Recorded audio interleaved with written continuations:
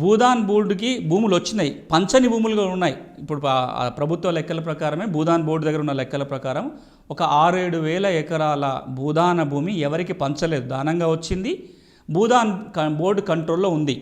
ఈ భూదాన్ భూములు ఏవైతే భూదాన్ బోర్డు దగ్గర ఉన్న భూములు కనుక అన్యాక్రాంతం జరిగినా, వేరే వాళ్ళు దాన్ని ఆక్రమించుకొని సాగు చేసుకుంటున్నా, ఆక్రమించుకొని ఇల్లులు కట్టుకున్నా, ఇలాంటి సందర్భాలలో ఏదైతే భూదాన్ బోర్డు ఉంటుందో ఆ సెక్రటరీ ఎవరైతే ఉన్నారో భూదాన్ బోర్డు సెక్రటరీ తానే చర్యలు తీసుకోవడానికి ఈ చట్టం అవకాశం కల్పిస్తుంటుంది, తన ఆర్డర్లు పాస్ చేయడానికి అవకాశం ఉంది.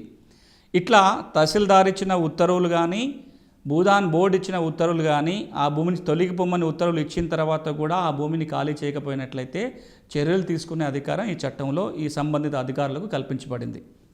అంతేకాదు ఇక్కడ ఇంకొక అంశాన్ని కూడా ఇటీవల చట్టంలో చేర్చారు.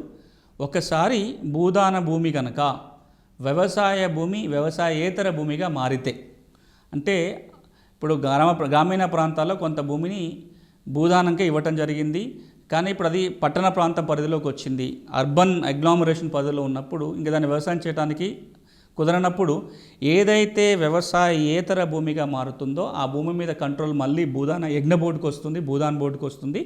ఆ భూమిని ప్రజా ప్రయోజనాలకు, పబ్లిక్ పర్పస్ కోసం, ప్రజల అవసరాల కోసం దేనికైనా వినియోగించుకునే అధికారం బోర్డుకు ఉంటుంది. అంటే అది ఎవరికైనా ఇళ్ల స్థలాలకు పట్టాలు ఇవ్వచ్చు, లేదా స్కూలో బిల్డింగో ఇంకేదో కట్టడానికి ఇవ్వచ్చు, ఇతరత్ర ప్రజల సామూహిక అవసరాల కోసం దేనికి వినియోగించుకోవాలన్నా అలా వినియోగించుకునే అధికారం కొత్తగా సవరించిన చట్టం వల్ల భూదాన్ బోర్డుకు వస్తుంది. ఆ విధంగా చర్యలు తీసుకోవచ్చు.